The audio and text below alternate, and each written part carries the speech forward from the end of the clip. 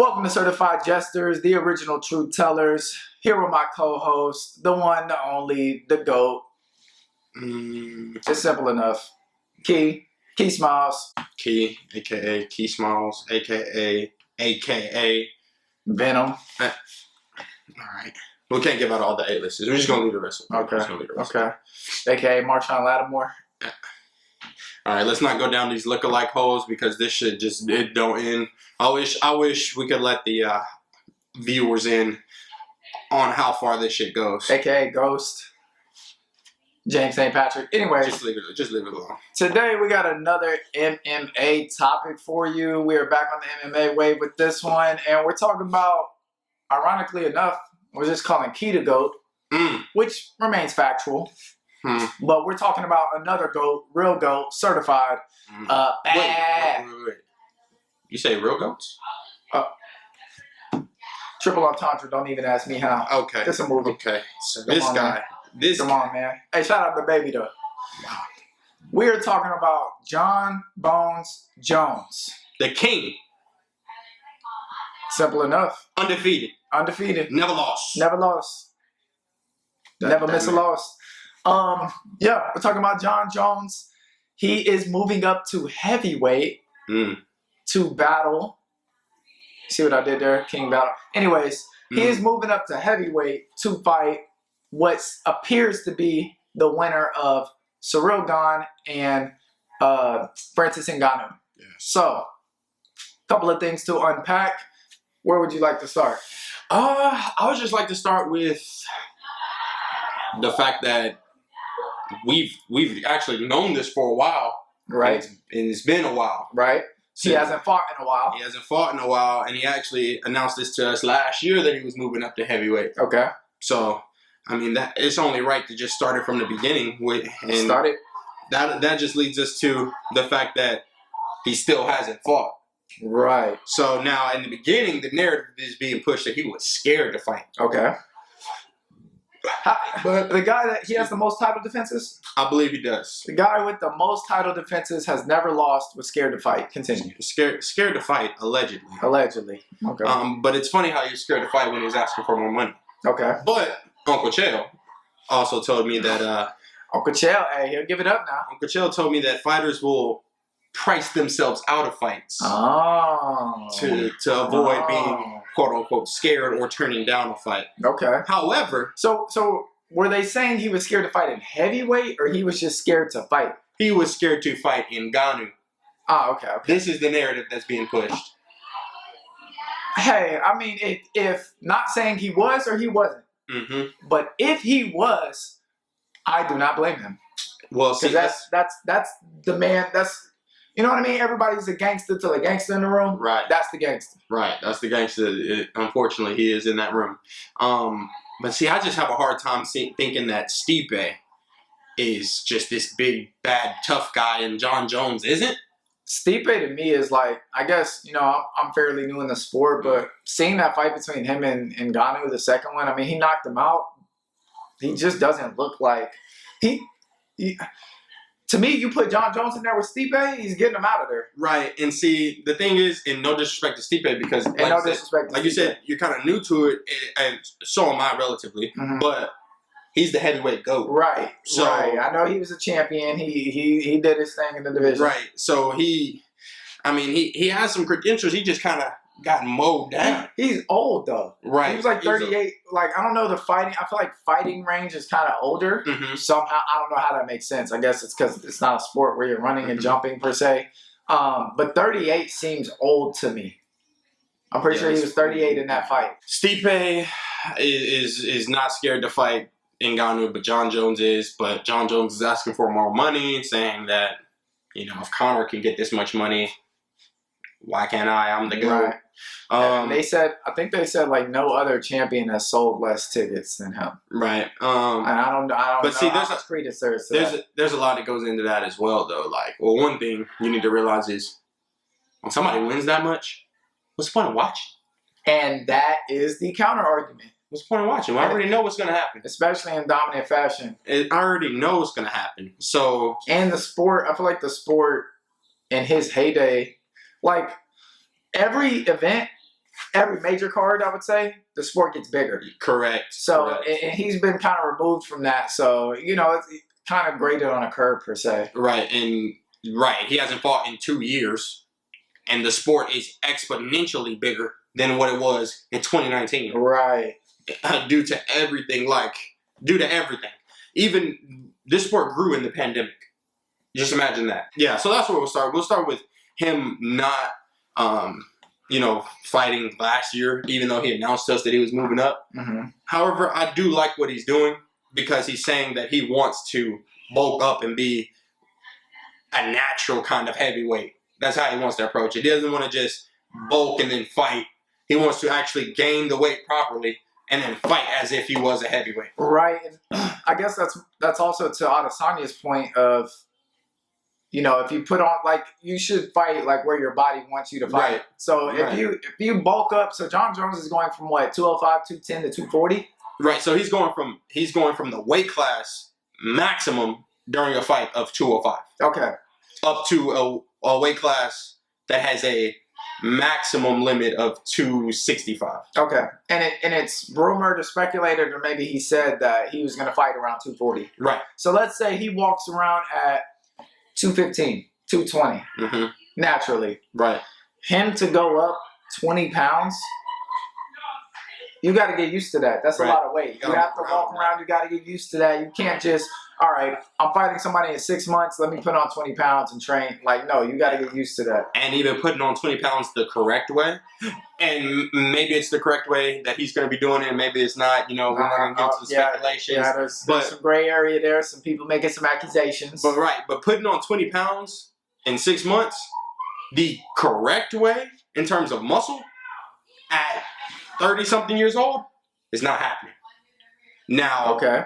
In 6 months, there's probably no 30-year-old that is in their athletic prime going to put on an additional 20 pounds of muscle. Right, in that time frame. Otherwise, everybody would be walking around yoked. Right. That makes sense. He is at the peak of his prowess. Why, if he can put on 20 pounds of muscle, why didn't he do it before? You know what I mean? If he could do it that quickly. Yeah. So, you need time to do that, and it's not all going to be muscle to me. That's what I'm thinking. It's gonna be a healthy weight though.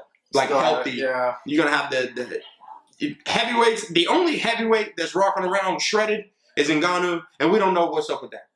Dude's an alien. Hey, he's built different. He's an alien. He's the minimal man. He's literally coming in at the weight limit. So let's go into let's look at it from kind of a strategic standpoint, right? Mm-hmm. So we both have Gane winning this fight. Right. So we can start there. So if he was to fight Gane, mm-hmm. what would you expect? What do you think about that matchup? Jon Jones would be his toughest fight.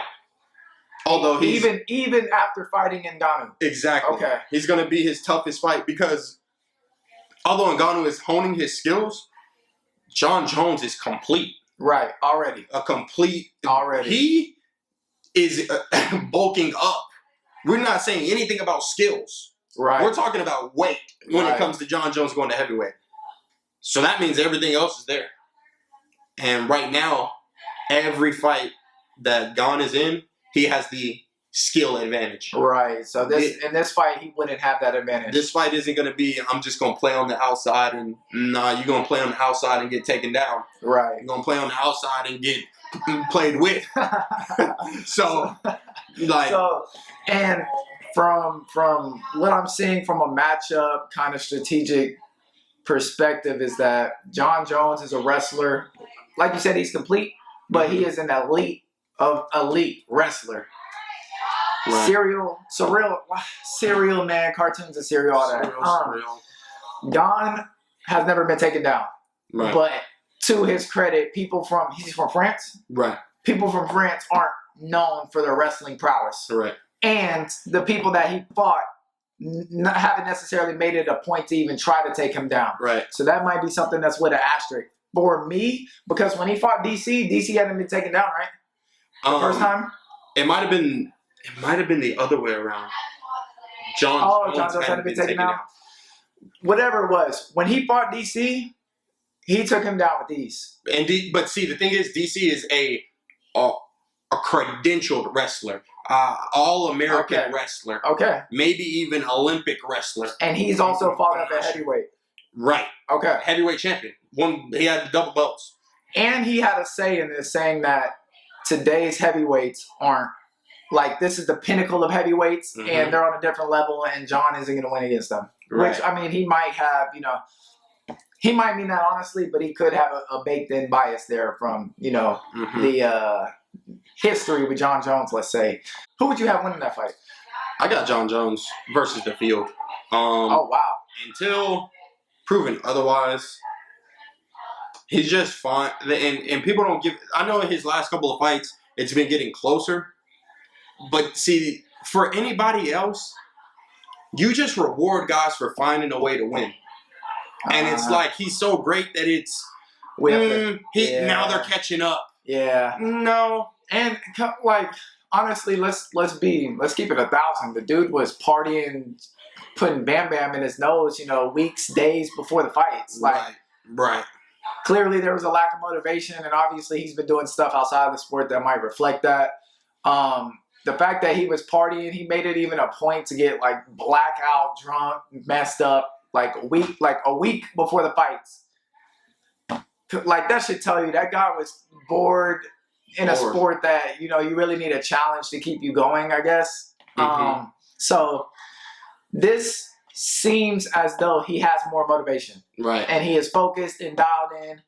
He said he sparred with heavyweights before, even before becoming the weight that he's going to fight at. And, I mean, he can say whatever he wants to say, but he was saying he was throwing them around. Right. So his brother would be fighting in a heavyweight class if he was to be a fighter. So that kind of puts it in perspective. I'm sure, they've gone at it. So. And if wrestling is your thing, like, wrestling somebody is wrestling somebody. Right. So if you can wrestle with a heavyweight, then when in a mixed martial arts match, you're going to be able to wrestle with a heavyweight. Not saying that they're not going to try to strike with you, but I'm taking that into the consideration that he's already an MMA fighter. All he's going to do is wrestle with you.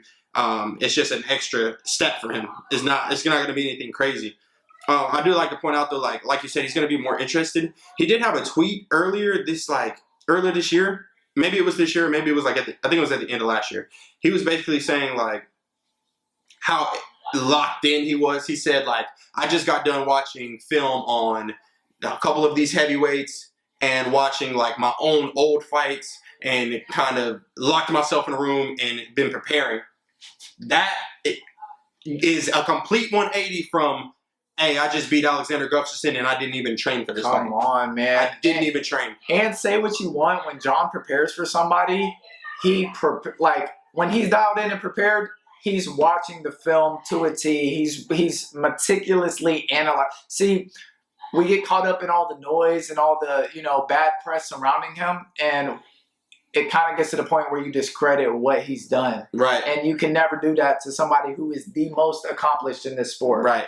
And that is a reason why he is the way he is. He's had so much success at such a young age that we see this all the time with kid stars.